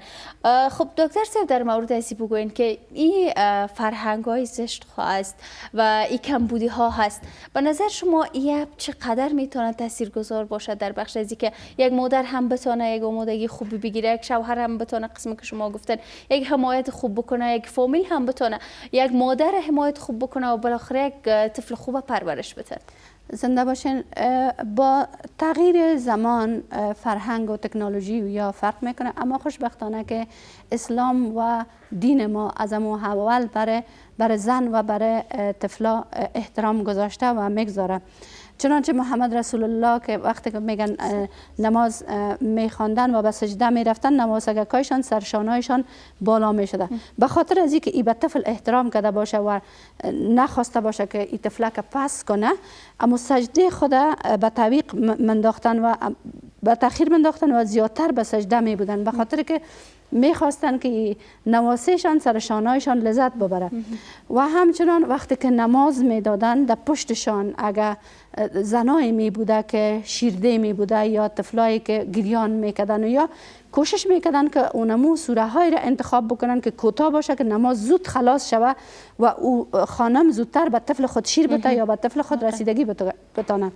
و خوشبختانه با پیشرفت تکنولوژی امروز این ثابت میشه که اسلام به زن و به طفل قدر میده که قدر ارزش داده. بله، امروز این اپلیکیشن و امروز این ساینس این ثابت میکنه که ما به زن و به طفل باید چقدر قدر بدیم و اینمی زناست که مسلمانان را تولد و تناسل میکنه و اینمی زناست که اسلام میسازه و استوار نگه میکنه. و این اپلیکیشن باید بگویم که هر زن و هر دختر از این میتونه که استفاده بکنه، به خاطر که بسیاری دخترها هستند که هیچ معلومات ندارن در مورد ازدواج، در مورد حاملگی، در مورد شیردهی معلومات نمی داشته باشن و بسیاری خانمای ازدواج شده هستند که هیچ معلومات ندارن در قسمت حاملگی و در قسمت ای دوره و در قسمت ولادت، در قسمت دردهای ولادت هیچ معلومات ندارن، در حالی که اینا باید قبل آماده شوند برای از اینکه دوره پرمشقت حاملگی که بسیار شیرین هم است، با وجود مشقت ها و سختی های خود این دوره را چه قسم سپری بکنند، چه قسم از خود و از جنینی که در بطنشان است مراقبت بکنند تا خودشان هم صحتمند باشه و یک طفل صحتمند هم به جامعه تقدیم بکنند. بله واقعا دکتر صاحب چقدر موضوعات بسیار خوب و عالی را شما اشاره کردین و در مورد از این بگوین اگر یک مادر معلومات نداشته باشه و اگر یک خانواده یک شوهر معلومات نداشته باشه در مورد پرورش کودک، در مورد از اینکه چگونه آمادگی بگیره به خاطر حمل گرفتن، به خاطر پرورش دادن یک کودک، به نظر شما چقدر تاثیر منفی میتونه داشته باشه بالای خانواده، بالای جامعه و بالای روحی کودک؟ زنده باشین. اکثریت والدین شاید کمی ها و کاستی ها را از زمان طفولیت خود داشته باشند که ما هم شاید کمی ها و کاستی های را داشته بوده باشیم که پدر و مادرای ما کده، اما از این بعد که تکنولوژی است و ما نباید او کمی کاستی ها را بر اولادای خود و اولادای ما نباید برای اولادای خود که نوازه های ما باشد داشته باشند. اگر ما کمی و کاستی می داشته باشیم مسلما که سبا روز اولاد ما در مقابل ما، چون به طرف معاصر شدن ما روان هستیم، روز به روز پیشرفت است و روز به روز تکنولوژی پیشرفت کرده میره و از ما پرسان میکنه مادر پدر تو چرا نکرده بودی؟ سبا روز نواسه های ما از اولادای ما پرسان خواد کردن که اینی کمی ها و کاستی ها در تربیت ما وجود داشت. من شخصا چون بسیار رسیدگی کرده نمیتونم به اولادا، فعلا من مشاوره روانی میگیرم که من چطور میتونم این کمی را پر بکنم به اولادای خود که من به اونا رسیدگی نمیتونم و اون راه روش های را بر من پیشنهاد میکنه که من چطور بتونم که اینمی کمی ها و کاستی ها را پر بکنم که اولاد من احساس کمی نکنه که ما در تربیتشان کردیم. بله و دقیقاً این اپلیکیشن هم با والدین همین کار میکنه. خانواده هایی که نمیتونن برن به روانشناس ها یا هم نمیتونن بخونن، میتونن حتی بشنون این اپلیکیشن. اگر اینترنت نمی داشته باشین میتونن فقط به خاطر دانلود کردنش از اینترنت استفاده کنین. بعد از او بدون اینترنت همین اپلیکیشن قابل استفاده است و شما میتونن استفاده بکنین. بسیار تشکر دکتر صاحب از اینکه تشریف آوردین، معلومات بسیار خوب، سخنان بسیار ارزشمند را با ما شریک ساختن و روزتان خوش. سلامت باشین. تشکر. و بیننده های عزیز با ما باشین در ادامه برنامه صبح زندگی. در حال حاضر وقفه کوتاهی داریم، دوباره برمیگردیم.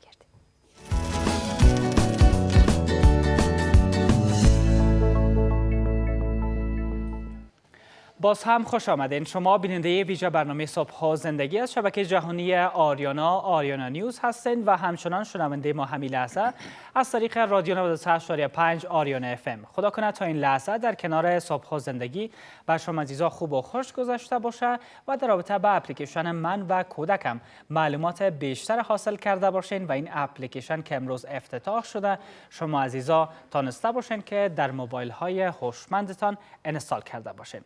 باز هم در این لحظات برنامه مهماندار هستیم، ولی قبل از اینکه مهمانان عزیز ما را بر شما معرفی بکنم لازم به یادآوری است که شما عزیزایی که دوست دارین اپلیکیشن را در موبایل های هوشمندتان نصب بکنین یا انستال بکنین، کافی است که QR کد که ما روی صفحه تلویزیون خود بر شما عزیزان نمایش میدیم، شما این QR کد را اسکن بکنین توسط موبایل های هوشمندتان و مستقیما اپلیکیشن در موبایل های شما عزیزا پیدا میشه و شما میتونین خیلی راحت این اپلیکیشن را دانلود بکنین.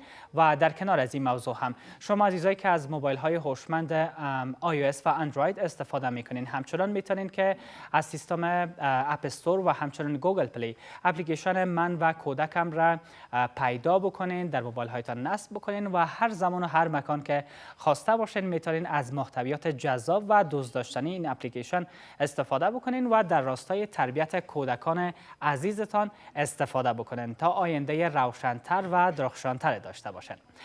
حالا مهمانان عزیز ما را بر شما معرفی میکنم. مهمانان ما در این لحظات برنامه آقای شجاع زکی استانکزی خبرنگار هستند و همچنان همسرشان خانم آیشه استانکزی که اونا هم خبرنگار هستند و خوشحال هستیم که امروز در استودیوی برنامه صبح زندگی مهمان ما هستند و در کنارشان هم دو طفلک بسیار قندول و دوست داشتنی در استودیوی برنامه مهمان ما شدند که یزدان جان و زلیخا جان هستند، چون که امروز امروز اپلیکیشن افتتاح شده که مخصوص به کودک‌ها و والدین عزیز است. ما هم خواستیم که کودک‌های قندول را هم در ست برنامه صبح و زندگی با خود داشته باشیم. و در ابتدا هم آغاز میکنم از خانم عایشه استانکزی. سلام و وقت شما بخیر، بسیار خوش آمدید به برنامه. علیکم السلام. سلام به خودت، به شما و از طریق شما به بیننده های عزیز که ما رو تماشا میکنن. امیدوارم یک صبح خوب و خوش را آغاز کرده باشند و همچنان به دو مهمان کوچک ما صبح بخیری میگم که انشالله که جور و صحتمند و سر حال باشند. سلامت باشین. و آقای شجاعزکی استانکزی شما رو هم خوش آمدید میگم به استودیوی صبح و زندگی. سلامت باشین. تشکر. سلام تقدیم میکنم به شما و همچنان صبحتان بخیر. و یک سلام هم دارم به دوستایی که ما را بیننده هستن از طریق دریچه تلویزیون جهانی آریانا. آرزو دارم هر کجایی که هستن جور و صحت سلامت باشن. سلامت باشین. و حالا اجازه بدین که با کودکای قندول هم یک صحبت داشته باشم. یزدان جان سلام، صبحت بخیر. سلام. خوب هستی قندول؟ خوش هستم. آمدی به برنامه. تشکر. خوش هستی؟ آه. بسیار خوب. و یسرا زلیخا جان قندول خودت هم خوش آمدی. مایکا بگی یک سلام علیکم امروی بیننده عزیز. شما خوش اومدید. نزدیکتر بگی مایکا. آفرین. نامک مقبولت؟ زلیخا. زلیخا جان. کدام ساتیه را خوش داری زلیخا جان؟ بازی میکنی یگان دفعه کت خوارک و بیادرک خوردت؟ خب بسیار خوب. کدام ساتیریا را زیاد انجام میتی؟ چشم پتکان؟ دیگه؟ بگو دیگه شکیات داری بگو دمایک. گیرکان. گیرکان. باز خودت از زیاد گیر میکنن یا خودت خوارک و بیادرک تا گیر میکنی؟ خیلی خورک بیدرک. خوارک بیادرک تا گیر میکنی. خیلی خدا تیز است زیاد دیگه در بازی ها. باز پدر جان و مادر جانم امروز یگان دفعه در ساتیریایی که انجام میتی سهم میگیرن؟ بله. پدر جان کدام ساتیریا را کدت میکنه زیاد؟ پاچه دزکا. پاچا دوزکان. باز پدر جانت دوز میشه یا خودت؟ خودت؟ باز بر جایزه هم میتن جایزه؟ با پدر میده. خب پدرت بر جایزه میته؟ چی جایزه میته؟ گودیک سمان بازی میده. چی؟ سمان بازی. سامان بازی؟ خب گودیگک دیگه حتما؟ گودیگک یا موترک؟ خب بسیار خوب. یزدان جان خودت هم یگان دفع ساتیری میکنی؟ چرا یزدان جان خنک خوردی؟ بگی مایکا از پیش زلیخا جان بگی. آفرین. خوب است یزدان جان. من تو احساس کردم که خودت خنک خوردی. سرد است استودیو. خب خیلی مایکا یکم بلند بگی که صدای تا تمام هموطنان عزیز ما لحظه بلند بشنون.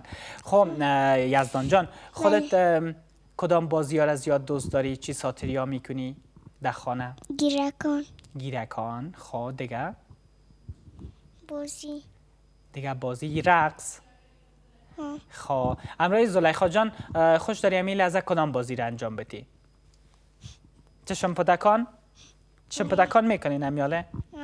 اینه در پشت کوچ هم جای است که مثلا اینجا پد شوین در او طرف بغل در این طرف. آماده هستین؟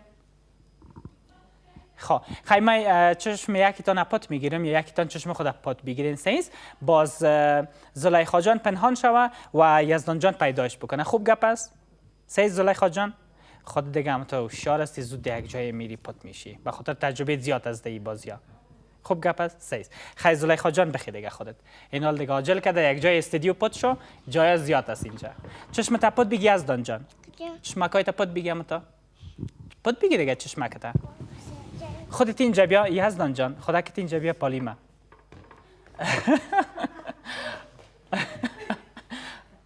نه یزدان جان رفت که پت شوه. من نمیفهم چرا از استودیو دیگه برامد حتما یک جای امن‌تر به خودش پیدا میکنه. خب خیر است پس میایه. خب بجای چشم پتکان گیرکان شروع کردن چطور؟ خب نه زلیخا جان پت شده. خب خودت یک جای خوب پیدا کن پت شده اونجا که پیدایت نکنه دیگه. این زیاد اون پیدایش کرد. اینال خودت دیگه باختی زلیخا. بیا پس در استودیو. اردویتان بیاین. آفرین. آفرین. چقدر زود پیدایش کردی یزدان جان. جایش دیدی که در کجا پت شد؟ دمای گپ بزن. در کجا پت شده بود؟ از بغل دیدی خودت متوجه شدی؟ خب زلیخا جان چرا یک جای مشکل تر پت نشدی که در اینجا استاد شدی اینجا زود پیدایت کردن؟ گپ بزن دمایک. مایک بگی زلیخا جان. آفرین. چرا یک جای سعیتر پت نشدی؟ در خانه هم زود پیدایت میکنن؟ خب دیگه امی لحظه در فکرش امی یک جای پیدا شد، چون در استودیو دیگه قدر حتما بلد نیستن، به او خاطر در ذهنشان نامدن.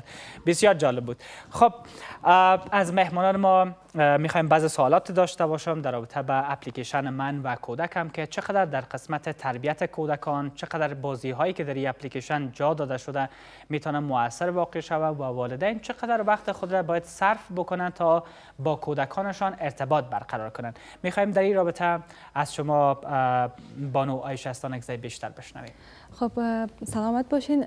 یک والدین در رابطه با تربیت اطفال خود بدانه خوبتر است، به دلیل که در شرایطی که فعلا ما زندگی میکنیم بیشتر اوقات پدر مادر مصروف میباشه که نمیتونن درست مواظبت بکنن از اطفال خود و امو وسایلی که باید مورد نیاز اونا باشه یا امو سامان بازی که اونا داشته باشن را فقط پیش رویشان میمونه و اوقات متوجه نمیشن که یک طفل به چی نیاز داره، فعلا به چی ضرورت داره، آیا گرسنه است، باید بیرون برده شه به تفریح و یا چند لحظه امروز پدر مادر خواهر برادر بشینن و صحبت بکنن تا اینکه حال هوایی که دارن تغییر بکنن. نمیشه که یک سامان بازی باشه از صبح تا شام امروز از اونا ساتری بکنه و تمام وقت خودانو با اونا بگذرانه. و چنین ایجاد چنین اپلیکیشن که میتونه اطفال با او یا فامیلا که بتونه اطلاع دهیشان و یا اطلاعاتشان بیشتر شوه و بتونن از طریق از او اطفال خودانو درست راهنمایی بکنن که در کدام شرایط میتونن از کدام طریقه استفاده بکنن. خیلی خوب است و اطفالی که تا امروز میبینیم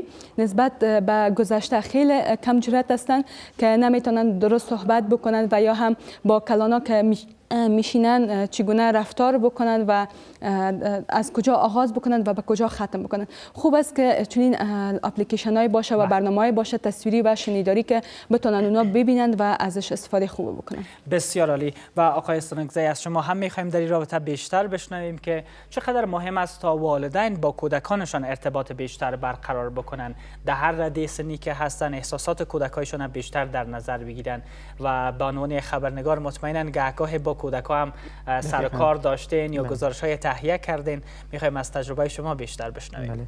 خب تشکر، سلامت باشین. من باید بگویم که قسمی که خداوند جل جلاله کودک پاک و مقدس آفریده، همونطور ذهنیت و مفکوریشون هم پاک است و همیشه ریفرش است و یعنی میتونه میره مشابه به یک تخته سفید مشابه بتیم و یا هم مقایسه بکنیم. مثل ذهنیتشان مثل یک تخته سفید است که ما با برخورد خود، با نوع رفتار خود، با گپ‌های خود میتونیم که عمود تخته سفید با کلمات خوب، با جملات خوب، با رفتار خوب، با برخورد خوب، با شیوه هایی که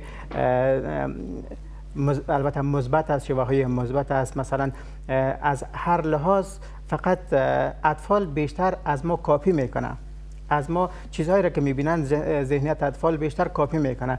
مثلا از راه اگر تیر میشیم اطفال ما اگر در دستشان در دست ما باشه ما با یکی سلام علیکی بکنیم، احترام بکنیم، اینو از ما کاپی میکنه، امو حرکت مثبت و یا هم شیوه مثبت از ما کاپی میکنه.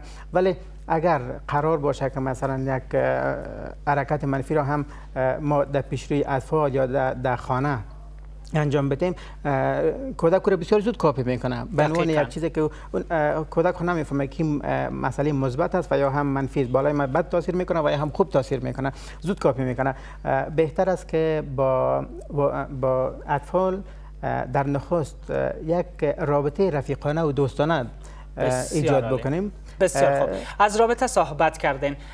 بعض بازی‌های خاص در اپلیکیشن من و کودکم گنجانیده شده که مثلا میتونیم از بازی‌های تخیلی هم نام ببریم که در افغانستان هم بسیار مشهور است و مطمئنا هر پدر و مادر با کودکایشان بعضاً بازی‌های تخیلی را در قسمت قصه کردن داستان‌ها به کودکایشان در مورد بعض حیوانات یا پرنده‌ها شریک می‌سازه و بازی‌ها را انجام میده. حالا میشه به عنوان نمونه اگه شما دوست داشته باشین با دو کودک که قندول‌ها را همین لحظه در برنامه داریم یک بازی تخیلی را انجام بدین، یک ارتباط امرشان داشته باشید.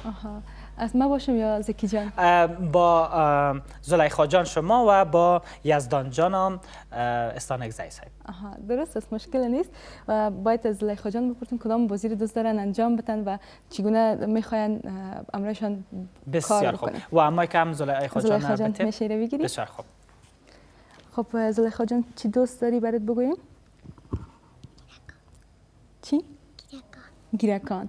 و فعلا زلیخا جان دیگه در حال هوای گیرکان است و از امو میخواد استفاده بکنه. ولی خوب است اگر ما به اطفال قصه میگیم چیزایی باشه که یعنی اونا همیشه در ذهن خود اونا رو تجسم میتن و همیشه از اونا میخواین کار بکنن، استفاده بکنن و همیشه چیزایی که ما میخوایم به اطفال بگوییم چیزی باشه که بتونن اونا در زندگی روزمره خود که انجام میتن را پیش ببرن. مثلا اگر ما بخوایم به زلیخا جان یک قصه بگوییم و یا هم یک فکر تخیلی باشه، رفتن به مکتب که بهترین الگو هست و طفلا عموما زیادتر دوست داشته می باشند که مکتب برن و درس بخوانند و بیشتر از هم‌صنفی های خود بعضی چیزا رو یاد بگیرن. و مثلا اگر زلیخا جان دوست داشته باشه مثلا به مکتب بره یا به کودکستان بره، چه قسم شما تشویقش میکنین که به طرف مکتب بره و یک علاقه پیدا بکنه؟ کدام کلمات تشویقی را بیشتر برش استفاده خود کردین؟ خب اگر ما بخوایم زلیخا جان راضی بسازم که به کودکستان و یا هم مکتب بره، دوستایی را که دوست داره در اونجا میخواد ببینه را براشون میگم که میتونی مثلا با یکی از دوستای خود که بیشتر کی دوست داره میخواد ببینه، اگر قرار باشه مکتب بری یا کودکستان بری کی را میخوای زیادتر ببینی؟ دختر خاله، ماما، اسمشان چی است؟ خاله را میخوای ببینی؟ خاله جان تا اگر اونا قرار باشه که خاله جان خود در اونجا باشن ببینن دیگه به شوق میتونن برن به طرف کودکستان و یا هم مکتب چون بسیار زیاد دوست داشته میباشن و اساسا کودکا که هست وقتی که بزرگا خیلی ناز بتشان و همیشه متوجهشان باشه اونا رو زیادتر دوست داشته میباشه. اگر در شرایط قرارم نداشته باشن که باید به اونجا برن ولی نام اون فرد که برشان بگیری میرن اونجا دوست دارن که برن و همراهشان باشن و بگردن و ساتری کنن و صحبت بکنن. تشکر. و یزدان جان مایک خودت بگی؟ آفرین. چی کار خوش نداری، دوست نداری؟ مثلا کدام کار دوست نداری زیاد انجام بدی؟ از چی بدت میاد؟ جان؟ گودی؟ گودی بازی. گودی بازی بدت میاد؟ یا بازی کردن بدت میاد؟ یا تنها گودی بازی؟ موترک بازی خوشم میاد. خب موترک بازی خوشش میاد یا گودی بازی بدش میاد؟ خب از سانگزی صاحب میشنویم بعضا تبعیض جنسیتی از امو آوان کودکی در بین کودکا ترویج داده میشه، در ذهنشان زرق میشه که مثلا خودت بچه هستی این کارا را باید انجام بدی و خودت دختر هستی نباید این چنین کارا را انجام بدی. چطور مثلا شما مثلا یزدان جان قناعت داده میتونین و برش فهمانده میتونین که مثلا بتونه در بازی ها با خواهر خود با برادر خود هر آن بازی که باشه بعضا اشتراک بکنه و سهم بگیره؟ متاسفانه باید بگویم که در مناطق دور دست افغانستان چنین تبعیض وجود داره که مسئله دختر و بچه بودن است و اگر قرار باشه یک فامیل یک فرزندان خود تربیت بکنن و یا هم آموزش بدن به هیچ عنوان نقطه ضعف خود به اطفال خود مثلا هویدا یا نشان ندن که من بین شما تبعیض میکنم یا دختر خود زیاد دوست دارم یا بچه خود دوست دارم. بردوشان یک اندازه محبت داده شود. اگر یک سامان بازی به یک طفل خود بیارن یک سامان بازی به طفل دیگر خود بیارن تا اینا هیچ وقت فکر نکنن که من پیش فامیل ارزش ندارم یا پیش فامیل ما یک چیز اضافه هستم در بین فامیل یا که به خوراکم یا به برادرکم یک مثلا پوشاک سامان بازی تازه میاره ولی به من نمیاره. من شاید ارزش نداشته باشم و شاید اینا بیشتر ارزش داشته باشه. خب میتونیم که ایرا چگونه مشکل عملی اگر نشان بتین امیل با یزدان جان. خب اول با اطفال میشه که یک رابطه خوب با زبان خودشان مثلا ایجاد بکنیم تا اونا به مو زبانی که خودشان صحبت میکنن. فرصت برنامه متاسفانه نسبتا محدود است، میشه زودتر ارتباط برقرار بکنین با یزدان جان. چگونه میتونین که دلش به دست بیارین؟ یزدان جان خوب هستی؟ خوب هستم. کودکستان میری مکتب؟ مکتب میری؟ خب کدام استاد زیاد دوست داری؟ خانهشون پیش رو خانه ما. خانهشون پیش روی خانه شماست. خب بسیار خوب. ترانه یاد داری؟ کدام ترانه رو یاد داری؟ کدام است؟ قلم تراش. قلم تراش. ایره کی برات یاد داده بود ترانه رو؟ پدرم. پدر جانت یاد داده بود؟ آفرین. خب میشه که با ما بخوانیشه؟ چیره. اما ترانه رو که یاد گرفتی؟ یادت رفته حاله؟ خب خیر، حالی یادش رفته. باز بخیر انشاءالله بعد از برنامه میخوانه با ما. آها بسیار عالی. یک دنیا تشکر میکنم از حضور شما بانو عایشه استانکزی و همچنان آقای شجاع زکی استانکزی از حضورتان در برنامه. واقعا برنامه ما را با صحبت‌هایتان رنگین تر ساخته. کردین. جهان سپاس از شما و همچنان از بیننده های عزیز که تا فعلا ما را تماشا کردند و امیدوار هستم که برنامه برشان خستگان تمام نشده باشه. بسیار تشکر، سلامت باشین. و از عایشه جان از زلیخا جان قندول و یزدان جان قندول هم تشکر میکنم که در برنامه حضور پیدا کردن. از شما عزیزا هم یک دنیا سپاس. فعلا وصل میشیم با گزارشگر برنامه ما حفیظ جان امیری و دومین گزارش زنده را از حفیظ میبینیم.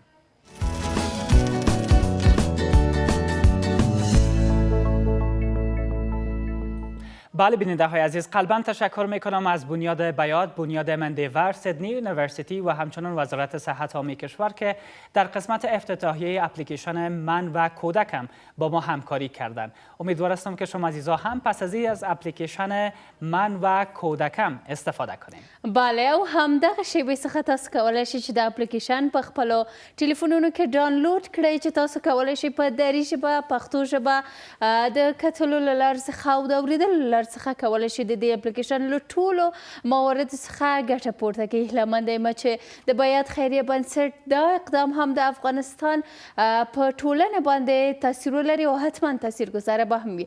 له لیدلو څخه مو ډېره مننه. ښه وخت ولرئ. الله مو مل شه. بله اپلیکیشن من و کودکم آینده درخشان کودکانمان. اوقات خوب و خوش بر همتان میخوایم. خدا نگهدار.